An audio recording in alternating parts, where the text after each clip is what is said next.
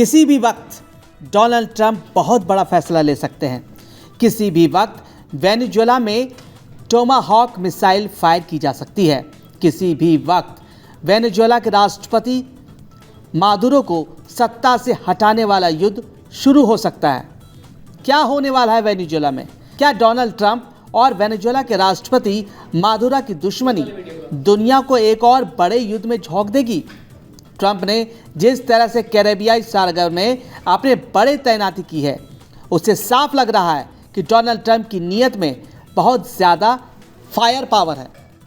लेकिन ट्रंप की युद्ध वाली आग बुझाने के लिए मादुरो ने 3 बड़ी ताकतों से संपर्क साधा है। पहला है रूस, दूसरा है चीन और तीसरा है ईरान।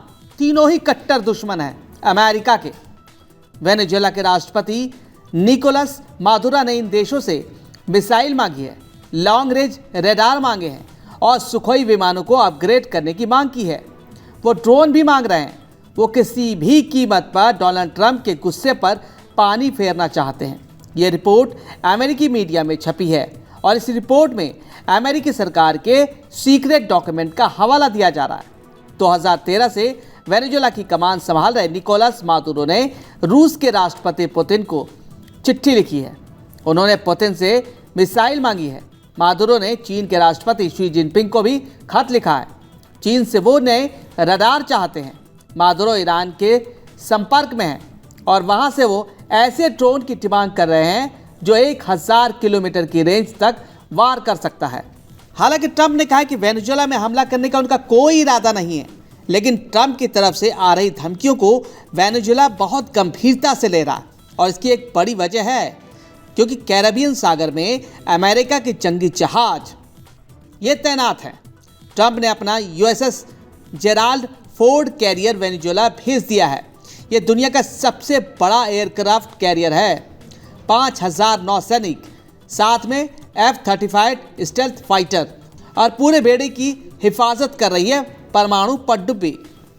ट्रंप ने वेनेजुएला के सामने घुटने टेकने के अलावा कोई विकल्प नहीं छोड़ा है। अमेरिका का दावा है कि कैरेबियन सागर में फोर्स बढ़ाने का मकसद ड्रग्स तस्करों का नेटवर्क खत्म करना है। लेकिन कोई नासमझ ही इस बात को मानेगा कि डोनाल्ड ट्रंप एक कैरियर बैटल ग्रुप के जरिए ड्रग तस्करी को काबू करना चाहते हैं। डोनाल्ड ट्रंप की निगाहें अमेरिका से 2000 किलोमीटर दूर वेनेजुएला पर है। अमेरिका ने वेनेजुएला से युद्ध की पूरी तैयारी कर ली है। अमेरिका के सबसे खतरनाक फाइटर जेट तैयार हैं। अटैक हेलीकॉप्टर उड़ान भर रहे हैं। वेनेजुएला के समुद्री तट पर कैसे हमला होगा, इसका अभ्यास किया जा रहा है। डोनाल्ड ट्रंप ने वेनेजुएला को घुटनों पर लाने के लिए पूरी ताकत झोंक दी है। क्या ये इतना आसान होगा? वेनेजुएला के पश्चिम में पड़ोसी देश कोलंबिया ने भी कहा है कि ट्रंप का इरादा साफ साफ वेनेजुएला पर चढ़ाई करने का है, लेकिन एक दक्षिण अमेरिकी देश वेनेजुएला को पस्त करने के चक्कर में है। डोनाल्ड ट्रंप से एक बहुत बड़ी गलती हो सकती है। इसे अभी से ट्रंप का काराकस ब्लंडर कहा जा रहा है। डोनाल्ड ट्रंप क्या वेनेजुएला से युद्ध करके अमेरिका को दूसरे वियतनाम में फंसाने जा रहे हैं? ऐसे बहुत से सवाल हैं जो इस वक्त अमेरिका की इस नेवल कमांडो टीम के जहन में भी घूम रहे होंगे। फास्ट बोट पर सवार ये सैनिक अमेरिका के स्पेशल फोर्स का हिस्सा हैं। इनका काम होता है दुश्मन के इलाके में घुसकर उसे खत्म करना या इलाके पर कब्जा जमाना। M240 मीडियम मशीन गन के साथ अमेरिका को सील कमांडो बता रहे हैं कैसे वह वेनेजुएला के खिलाफ एक बड़े युद्ध के लिए तैयार हो चुके हैं। कैरेबियन सागर में ड्रग तस्करों को खत्म करने की आड़ में अब वेनेजुएला डोनाल्ड ट्रंप का प्राइम टारगेट बन चुके हैं। अमेरिकी नौसेना अब तक 12 से ज़्यादा टारगेट खत्म कर चुकी है, जिनके बारे में अमेरिका का दावा है कि वो ड्रग तस्कर थे। हालांकि अभी तक अमेरिका ने जिन नावों पर बमबारी की है उसमें ड्रग्स या फिर मारे गए 61 तस्करों के बारे में बहुत कम जानकारी दी गई है।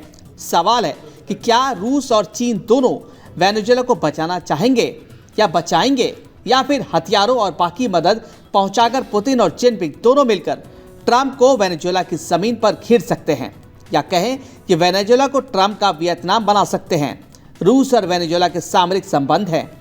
रूस की तरफ से एक सीक्रेट ट्रांसपोर्ट विमान IL-76 वेनेजुएला के चक्कर लगा चुका है। इस साल 7 मई को ही मॉस्को में पुतिन और मादुरो की मुलाकात हुई थी और ये बात पुतिन की सरकार बार बार कह चुकी है कि वो वेनेजुएला की संप्रभुता की रक्षा करने में वो उसके साथ हैं और ये बात भी रूस अपने साथियों के खिलाफ खतरों को लेकर जवाब देने के लिए तैयार है।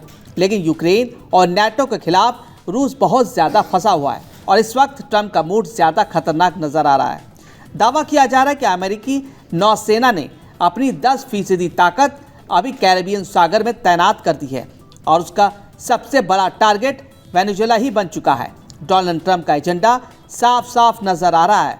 वो जानते हैं कि जिस तरह अमेरिका ने इराक के सद्दाम हुसैन को हटाया, लीबिया से गद्दाफी को हटाया, जिस तरह सीरिया से बशर अल असद को हटाया, ठीक वैसे ही वेनेजुएला से मादुरो को हटाया जा सकता है।